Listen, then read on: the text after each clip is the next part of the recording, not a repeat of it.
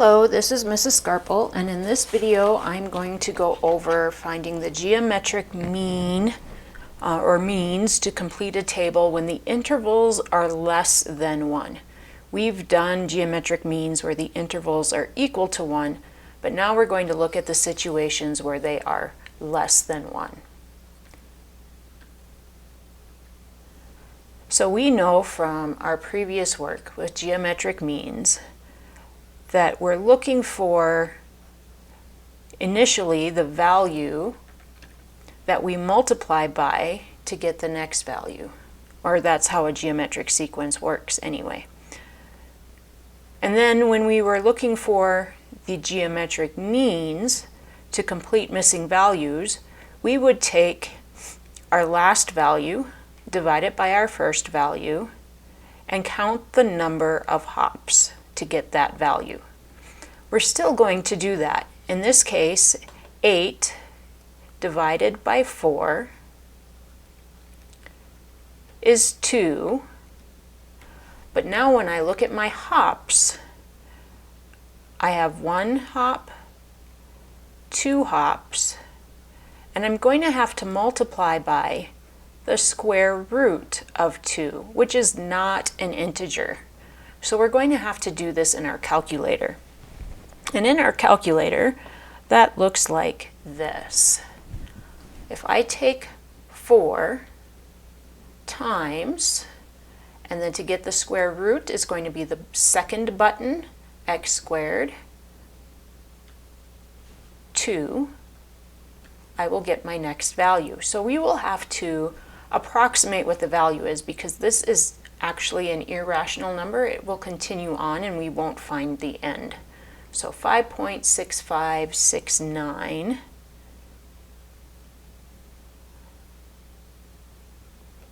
is the approximation, or if we want to write it as the exact value, it is 4 times the square root of 2.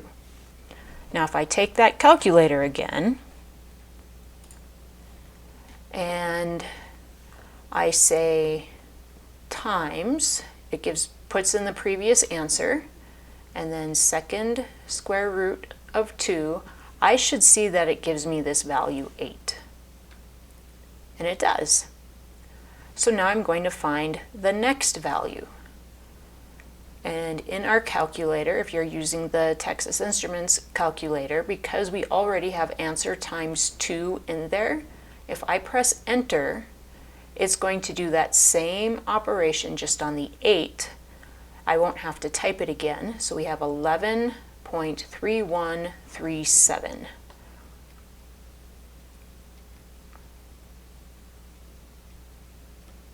Now I could write that this statement is 8 times the square root of 2, but I'm going to base everything off of 4. So we have 4 times the square root of 2, and if we count how many times it took us to get there, 1, 2, 3 times to get there, it's 4 times the square root of 2 cubed. And when we take our calculator to find the next value, press enter, we see that it's 16. Press enter again, we get the next value, 22.6274. 22.6274. So that was times the square root of 2 to the 4th, times the square root of 2 to the 5th. So this is 4 times the square root of 2 to the 5th. Take the calculator one more time. Press enter. We should see 32. Press enter gives us our next value, 45.2548. And I know the next one is what's last in our table, should be 64. So in the empty blank, I'm going to enter 45.2548.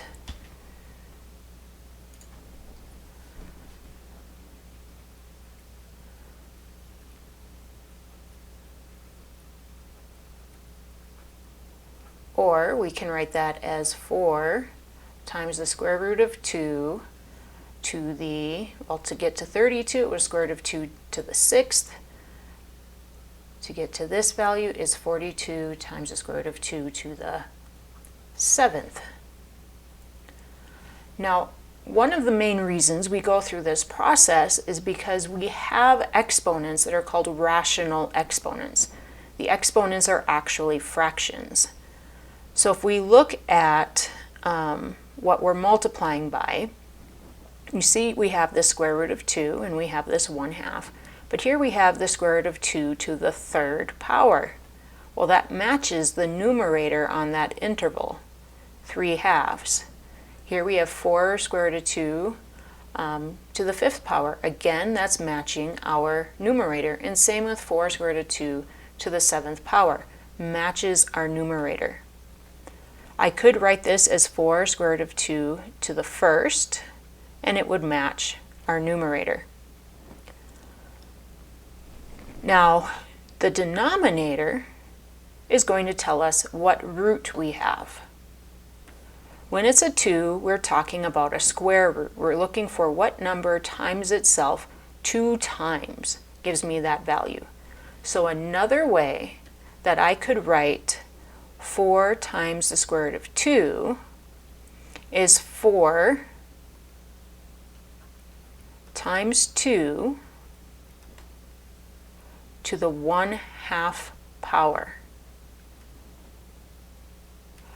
4 square root of 2 to the 3rd could be written as 4 times 2 to the 3/2 power.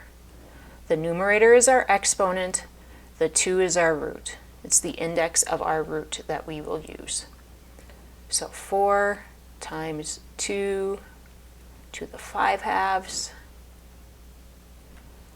and 4 times 2 to the 7/2. Let's take a look at one that isn't going to use square root of 2. I'm using the same numbers, 4, 8, 16, 32, and I know that 8 divided by 4 is 2. I'm going to have 1, 2, 3 hops to go from 4 to 8. That means we're going to find the cubed root of 2. So we'll multiply by a cubed root of 2. That's not 3 times the square root of 2. That's an actual cubed root of 2. So we can take our calculator again, and I'll show you the process. Cleared my work from before.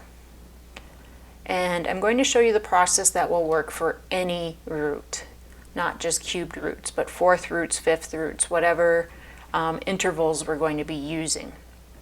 So I'm going to start with 4 times, I want the 3 as my index of my root, so I'm going to press 3, math button, and I'm going to type option number 5. I can just press 5, and it turns my root into a cubed root.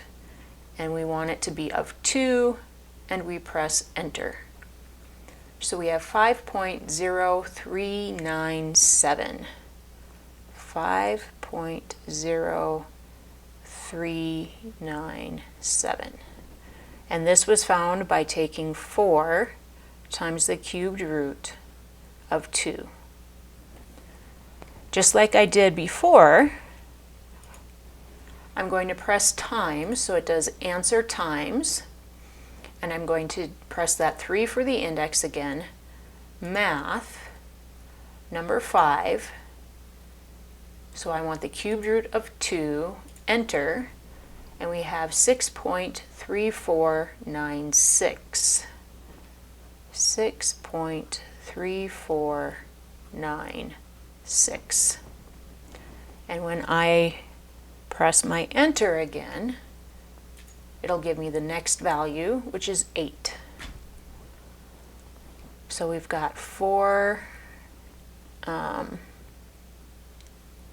the cubed root of 2 squared, working off of our initial value. And then we've got 8, so that's 1, 2, 3. This would be 4 times the cubed root of 2 to the 4th. And then we're going to have 4 times the cubed root of 2 to the 5th. And then we have it to the 6th power. And now we're going to have it 4 times the cubed root of 2 to the 7th. And 4 times the cubed root of 2 to the 8th power. And if we take a look at these, you'll notice again that the exponent matches the numerator, and the root, the index of our root, is the denominator. So I could write 4 times the cubed root of 2 to the 4th as 4 times 2 to the 4/3. 4 times the cubed root of 2 to the 5th would be 4 times 2 to the 5/3. And we can do the same here when it was to the 7th, 4 times 2 to the 7/3, and 4 times 2 to the 8/3. And this concludes the video on finding geometric means for intervals other than 1, but also how those relationships work with rational or fraction exponents.